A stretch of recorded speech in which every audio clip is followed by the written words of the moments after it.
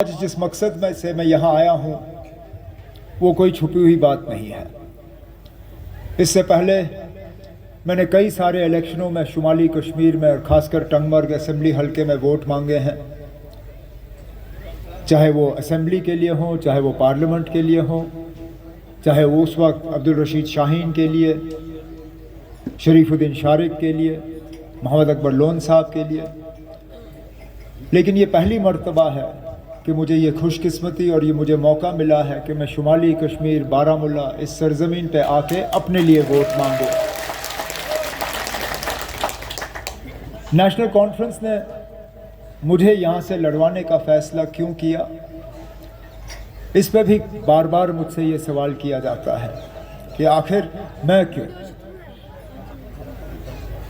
शायद इसलिए कि एक तो नई दिल्ली का, एजेंसियों का, बीजेपी, आरएसएस, मुख्तलिफ तंजीम जो नेशनल कॉन्फ्रेंस के ख़िलाफ़ हैं, उनका सबसे ज़्यादा ज़ोर अगर कहीं देखने को मिल रहा था वो यहाँ शुमाली कश्मीर बारामुल्ला कुपवारा पार्लिमानी हलके पे।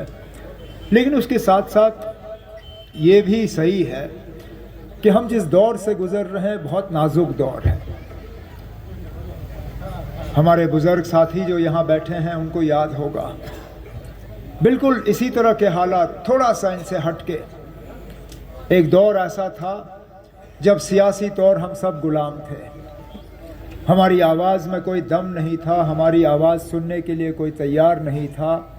एक राजा ने दूसरे राजे को हमें बेच के जो है हमें बदल दिया। जिस तरह आज हम बाज़ार में सामान ख़रीदते हैं, जिस तरह आज हम बाज़ार में माल मवेशी ख़रीदते हैं, इसी तरह एक राजा ने हमें बेचा और दूसरे राजा ने हमें ख़रीदा। यही हमारी हैसियत थी, इससे ज़्यादा नहीं। सियासी तौर गुलामी के हम शिकार थे, लेकिन उसके साथ साथ इक़्तिसादी तौर भी हम गुलाम थे। जिस ज़मीन पे हम काम करते थे उस ज़मीन पे हमारा कोई हक़ नहीं होता था, हमें अपने पानी पे हक़ नहीं होता था, हमें अपनी हवा पे हक़ नहीं था। लेकिन उस दौर में एक लीडर पैदा हुआ, थे वो मास्टर।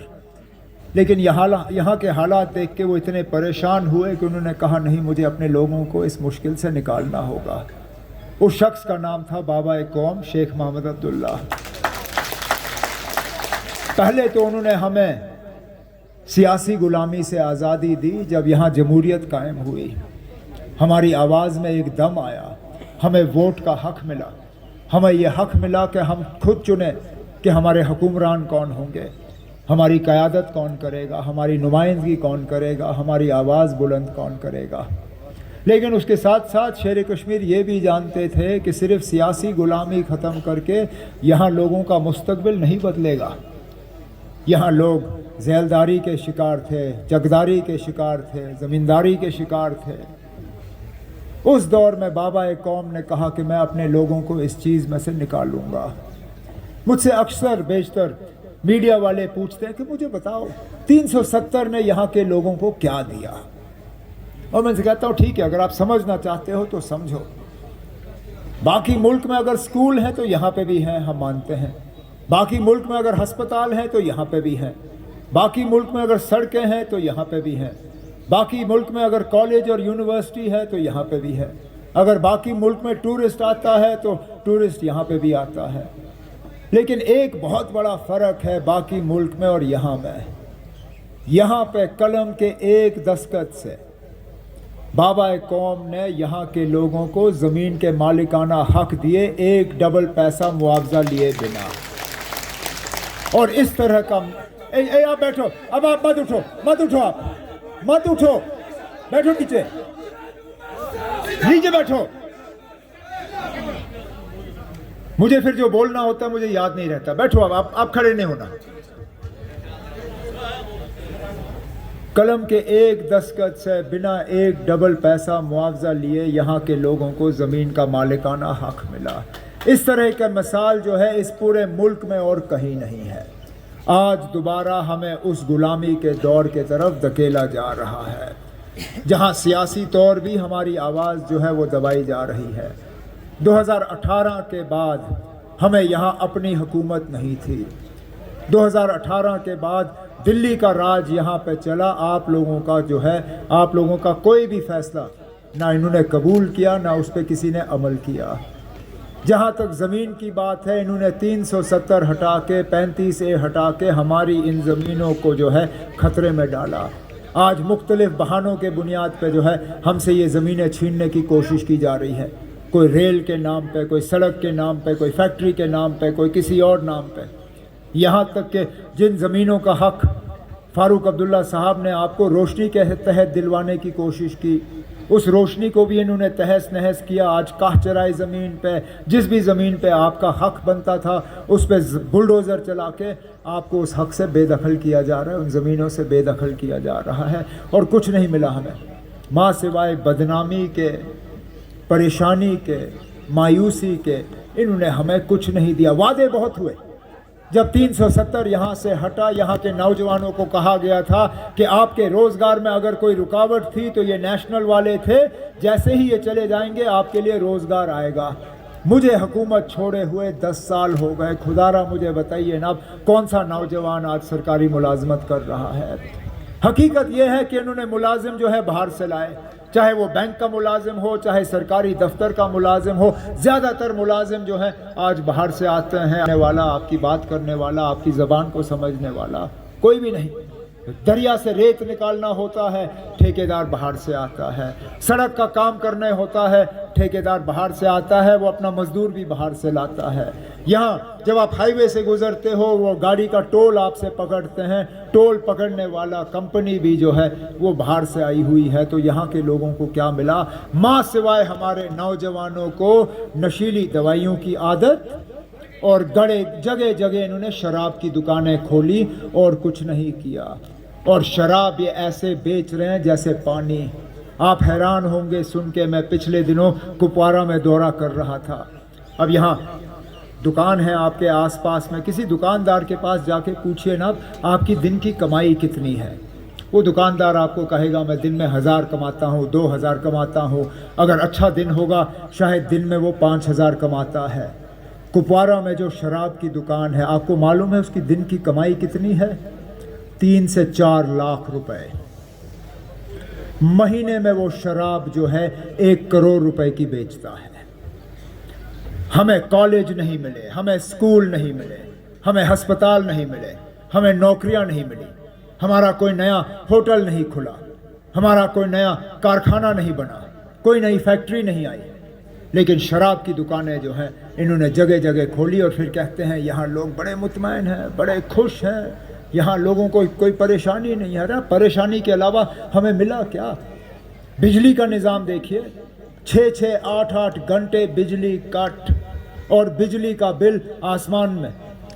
انہوں نے جگہ جگہ جو ہے وہ نئے کیا کہتے ہیں ان کو سمارٹ میٹر, جس میں پہلے پیسہ بھرنا ہوتا ہے, بعد میں بجلی آئے نہ آئے میٹر میں سے پیسہ جو ہے وہ نکلتا رہتا ہے. آج کم سے کم بجلی کا بل جو ہے دیہات کے علاقوں میں مہینے کا 1640 روپے. میرے دور حکومت میں بجلی کا بل 200, 250, 300, 350 سے زیادہ نہیں. آج 1640 روپے کم سے کم. ایک بلب لگاؤ تو 1640 روپے کا آپ کا بل. بجلی کا ٹیکس, پانی کا ٹیکس, سب چیز. اور پھر یہ کہتے ہیں انہوں نے ہمیں خوشحال کیا, ایک نیا جموں کشمیر بنایا. تبھی تو ہم تباہی اور بربادی کے طرف جا رہے ہیں. ان نوجوانوں سے پوچھیں کتنی سختی کا سامنا ان کو کرنا پڑتا ہے. ویریفیکیشن کے نام پہ ان کو پاسپورٹ نہیں ملتا, ویریفیکیشن کے نام پہ ان کو نوکری نہیں ملتی, ویریفیکیشن کے نام پہ ان کو بینک کا لون نہیں ملتا. یہ جائیں تو جائیں کہاں؟ اور ان کا کوئی قصور نہیں ہے. یہ کہا جاتا ہے ان کو ان کو تو جنم لیے ہوئے 18-20 سال نہیں ہوئے, انہوں نے تو غلطی سے بھی بندوق کے طرف اٹھ کے دیکھا بھی نہیں. اگر ان کا کوئی قصور ہے وہ یہی ہے کہ ان کا کوئی دور دراز علاقہ کبھی ملٹنٹ بنا ہوا تھا. ارے 90 میں تو سب بہہ گئے تھے. جو میرے خلاف وہ سیب لے کے گھوم رہا ہے, کیا اس نے ملٹنٹ کی تنظیم یہاں کھڑی نہیں کی؟ کیا اس کے والد صاحب پار جا کے بندوق نہیں لائے؟ اگر اس کو پاسپورٹ مل سکتا ہے, اگر اس کو پاسپورٹ, بینک کا لون اور یہ سب چیزیں مل سکتی ہیں, میرے اس نوجوان کو پاسپورٹ اور بینک کا لون اور سرکاری نوکری کیوں نہیں مل سکتی؟ میرے وقت میں, اور فاروق صاحب گواہ ہیں, یہ میرے ڈی سی تھے سری نگر میں جب میں وزیر اعلیٰ تھا. ہم نے یہ بلیک لسٹ کا سلسلہ ختم کیا تھا. ہم نے کہا ملیٹنٹ کا بچہ ملیٹنٹ نہیں ہے.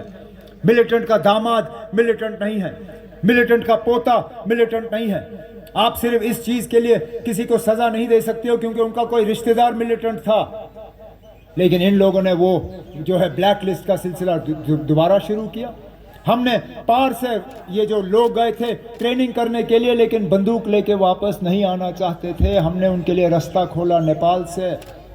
देखिए ना, अब जब हम बात करते हैं तो एक फर्द के लिए नहीं करते, जब हम कोई काम करते हैं तो एक के लिए नहीं करते, हम जब करते हैं तो सब के लिए करते हैं। हमने जब यहाँ नए एडमिनिस्ट्रेटिव यूनिट खोले, जब हमने यहाँ ब्लॉक बनाए, तहसीलें बनाई, न्यापतें कायम की, वो किसी एक को फ़ायदा पहुँचाने के लिए नहीं था, वो पूरे कौम को फ़ायदा पहुँचाने के लिए था। आज हज़ारों की तादाद में नौजवान जो है वो जेल में दर बदर की ठोकरें खा रहे हैं। किन किन का मैं जिक्र करूं, जिनको जम्मू कश्मीर के बाहर जेलों में रखा गया है, जिनका कोई कसूर नहीं है, कोई केस नहीं है उनके खिलाफ, बस उठा के पहुंचा दिया हुआ है बाहर। हम जब बात करेंगे तो उन सब हज़ारों नौजवानों के लिए बात करेंगे जिनको वहां जेल से निकाल के हमने यहाँ वापस लाना है, जिनके खिलाफ कोई केस नहीं है, हमने उनको छोड़ना है, जिनकी वेरिफिकेशन नहीं हो रही है, इनका वेरिफिकेशन कराना है, तब जाके हम यहाँ के लोगों को इंसाफ दिलवा सकेंगे। और आपको अपना नुमाइंदा वोट चुनना है, क्योंकि नुमाइंदा का आपने फैसला करना है, आपने पार्लियामेंट में मेंबर भेजना है, तो नुमाइंदा वो भेजिए जो पार्लियामेंट के अंदर जाके बात कर सके, जो वहाँ आपके जज्बातों की तर्जुमानी कर सके, जो आपके लिए लड़ सके।